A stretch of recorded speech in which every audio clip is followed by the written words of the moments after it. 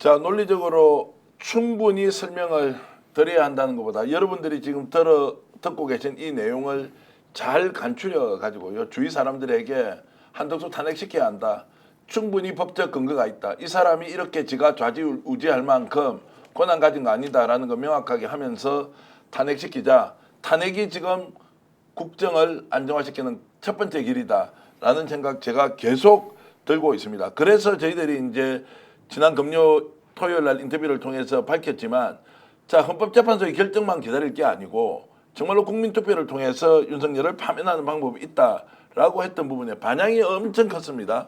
자, 그 내용은 간단하게 설명을 해 주시고 그런데 이게 실제 가능하냐 가능하지 않냐는 것에 대해서 퀘스천 마크를 붙이는 분들이 굉장히 많습니다. 그 부분까지 같이 설명을 좀 해주시죠. 예, 먼저 방법을 말씀드리면은 그 현행 헌법 체제 하에서 헌법 개정이란 방법을 활용하면 됩니다.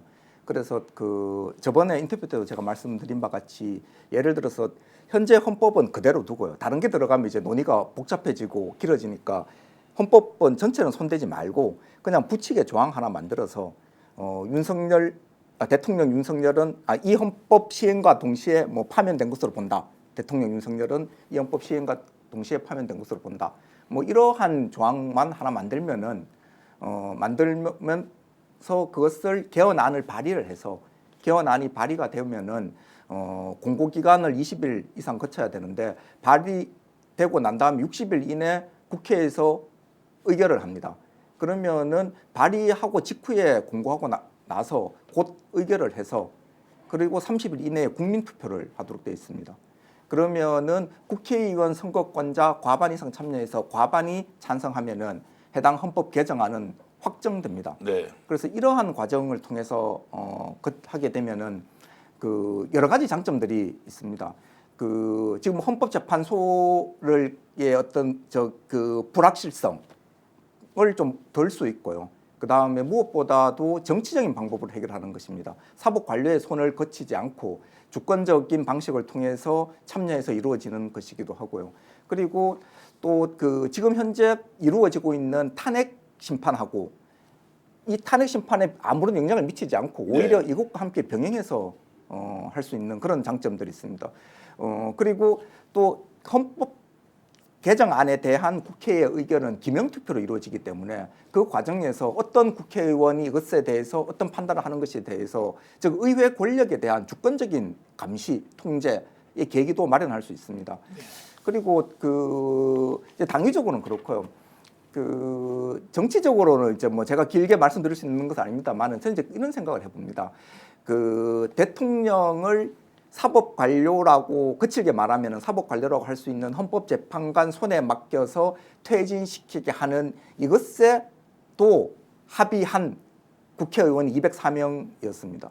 그러면 그것이 아니라 그 주권자인 국민들의 손에 맡겨서 그것에 따르겠다라고 하는 쟁점에 대해서는 합의할 국회의원들이 논리적으로는 좀 더 많지 않을 것인가 저는 그렇게 기대를 하고 오히려 그런 과정을 통해서 지금 국민의힘의 의원들 중에서는 이러한 어떤 소용돌이 속에서 정치적인 어떤 입지가 약화되거나 이렇게 할 때 그분들에게 하나의 어떤 그 기회를 마련해 줄 수도 있는 것 아닌가. 왜냐하면은 이러한 개헌이라는 새로운 정치 질서 형성에 참여를 하고 이걸 통해서 그걸 매개로 해서 200석들을 좀 더 만들어낼 수 있는 그러한 가능성들을 조금 열어두고요. 그리고 무엇보다도 사실 우리가 선출한 대통령을 우리가 스스로 끌어내리는 이 구조가 좀 더 바람직한 것이지 사법 관료의 손에 맡겨서 그 끌어내리는 이건 어쩌면은 그 주권자로서의 자존심 상한 일들일 수도 있는 것 아닌가. 뭐 네, 그런 그 생각. 교수님의 이제 총론에 다 동의하고 빨리 속히 땡겨서 그렇게 됐으면 좋겠습니다. 내부적인 민주당이라든지 의원님들 모임 내부적인 거를 말씀드리지 않을 수가 없을 것 같습니다. 네.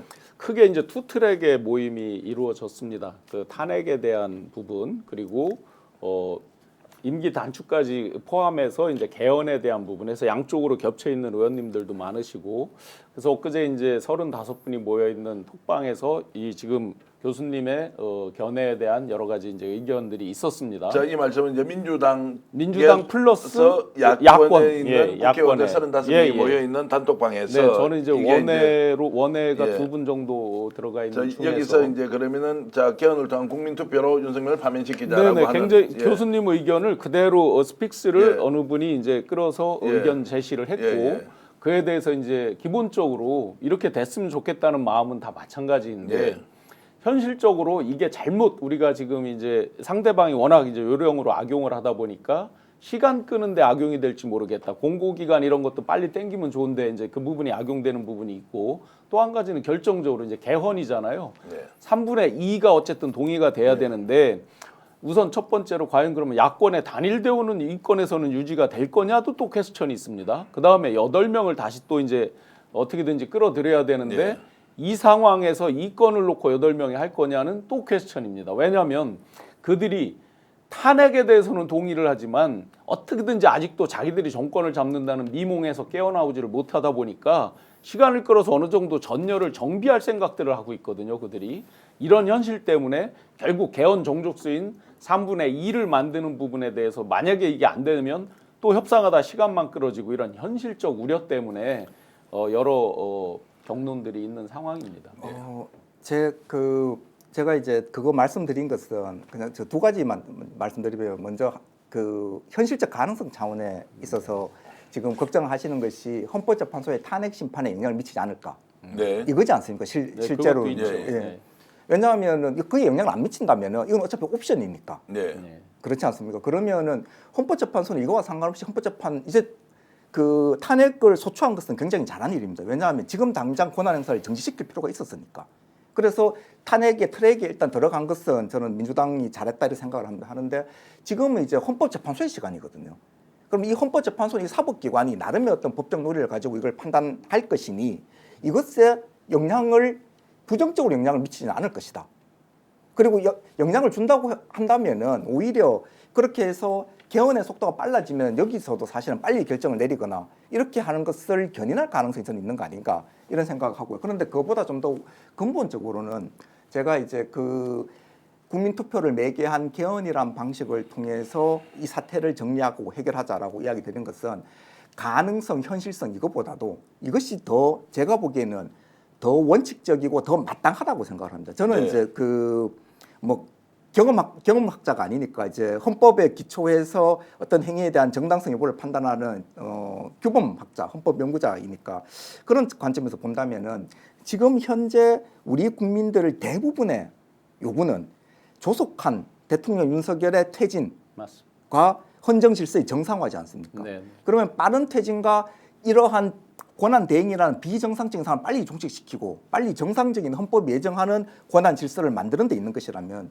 이 상황을 현행 헌법 체제 내에서 해결할 수 있는 방법이 두 가지가 있습니다. 하나는 사법적 방법이 있고요. 하나는 정치적 방법이 있습니다. 네. 이 사법적 방법은 헌법재판소에서 이루어지는 것이니 이것은 일단 소추가 했기 때문에 지금 상황에서는 그게 맡기면 됩니다. 그러면 이제 다른 방법 그럼 맡겨놓고 가만히 있을 것이냐? 그것이 아니라 다른 방법이 한 가지가 더 있다는 것인데 바로 정치적인 방법이고요. 그러면 민주주의 원칙에 따라서 주권적인 의사표시를 통해서 퇴진시킬 수 있는 다른 방법이 하나 있는 것이고요. 그러면 저는 이것이 사실은 지금 헌법재판소에 가 있기 때문에 두 가지를 동시에 다 쓸 수 있지만은 그 이론적으로 보면은 국민투표를 통해서 맡기는 방법이 오히려 더 정의롭다. 그리고 더 원칙적이라고 생각을 합니다. 왜냐하면은 이것은 뭐냐 하면은 정치로 해결하는 것이니까 지금은 정치가 길을 내야 하는 시점들이거든요.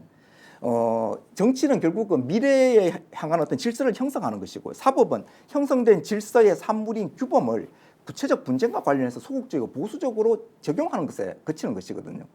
그렇다면은 사실 저는 이제 그 이러한 방식의 개헌을 8년 전에 제가 이제 그 뭐 헌법 개정이나 작은 책을 써서 하기도 했고 그때 이제 박근혜 대통령 탄핵 정국이었고요. 그때 이제 다른데 칼럼에 기고를 해서도 이 논리들을 이야기를 했습니다만은 그 어쩌면은 그때 사법 방식인 탄핵으로 하지 않고 주권자들이 투표해서 대통령을 퇴진케 했다는 그러한 경험들을 했다면은 지금 이 상황들도 훨씬 빨리 종식이 되었고 네. 그리고 또 그 사법에 의해서 정치가 조율되는 힘들이 상당 부분 약화될 수 있었던 거 아닌가 이런 어떤 생각을 합니다.